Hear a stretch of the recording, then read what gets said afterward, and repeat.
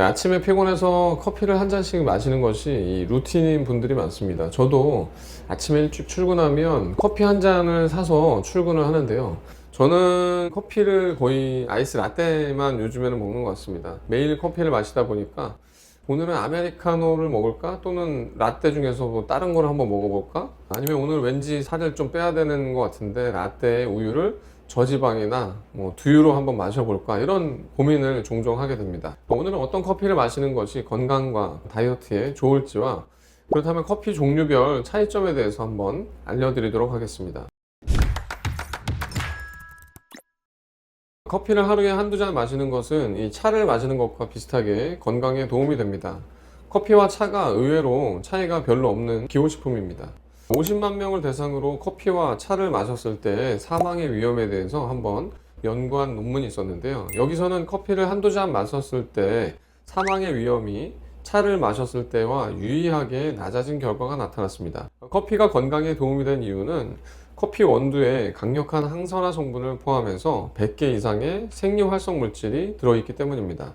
폴리페놀이라고 하는 이 생리활성 물질은 염증을 줄이고 인슐린의 민감성을 개선시키면서 신진대사를 촉진하는 데 도움을 주었습니다.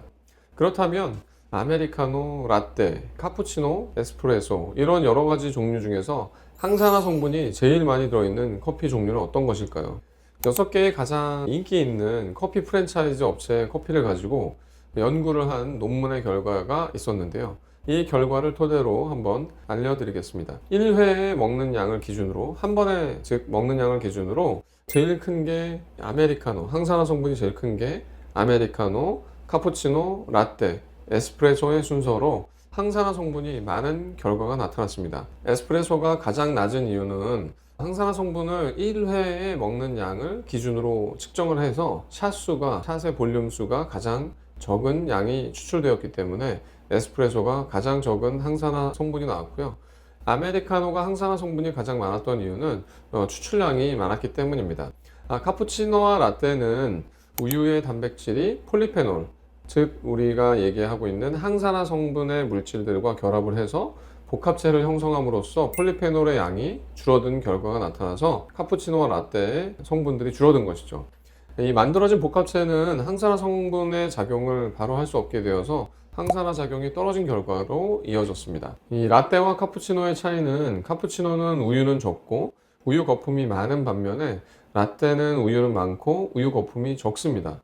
우유가 폴리페놀의 양을 줄인다고 했잖아요. 그래서 이 우유의 단백질이 좀 더 많은 라떼가 항산화 성분이 좀 더 떨어진 결과가 나타난 것입니다. 라떼를 마셔도 항산화 성분이 줄어들지 않게 하는 방법은 그렇다면 과연 없는 것인지 궁금합니다. 이 다이어트를 한다고 가끔 라떼를 시킬 때 우유를 저지방 우유나 무지방으로 바꾸어서 드시는 분들 있잖아요. 그렇다면 이때는 항산화 성분은 유지가 될까요? 다이어트를 위해서 커피를 마실 때는 저지방이나 무지방으로 마시는 것이 확실히 더 좋습니다. 하지만 항산화 능력은 일반 우유나 저지방 우유나 똑같습니다. 우유의 단백질이 원인인데요. 바로 우유의 단백질은 변함이 없으면서 지방 성분이 바뀐 것이기 때문입니다. 지금 어떤 분들은 이미 생각하고 계실 텐데요. 우유가 아니면 그럼 되겠죠? 이 라떼의 우유를 두유로 변경해서 마시게 되면 항산화 성분의 감소를 막을 수가 있습니다. 두유의 단백질은 우유의 단백질처럼 폴리페놀과 공유 결합을 하지 않기 때문에 복합체를 적게 형성합니다. 그래서 라떼를 마실 때 우유를 두유로 변경해서 드시면 조금 더 항산화 성분이 많이 포함된 커피를 드실 수가 있습니다. 정리해서 한번 비교하겠습니다. 라떼를 마실 때 일반 우유를 두유로 변경하게 되면 여러 가지 장점이 있습니다. 칼로리도 18% 정도가 낮출 수가 있고 항산화 성분도 아메리카노와 비슷하게 마실 수가 있습니다. 반면에 라떼를 마실 때 일반 우유를 저지방 우유나 무지방 우유로 변경해서 드시면 확실한 장점은 다이어트에 좋다는 것입니다. 칼로리는 30에서 50%나 감소시킬 수가 있습니다. 마지막으로 오늘 PT가 있거나 또 고강도 운동을 해야 되는 날이나 운동 퍼포먼스를 내고 싶은 날이라면 커피를 마시면 도움이 된다고 합니다. 요즘 러닝을 하는 분들이 많으신데요.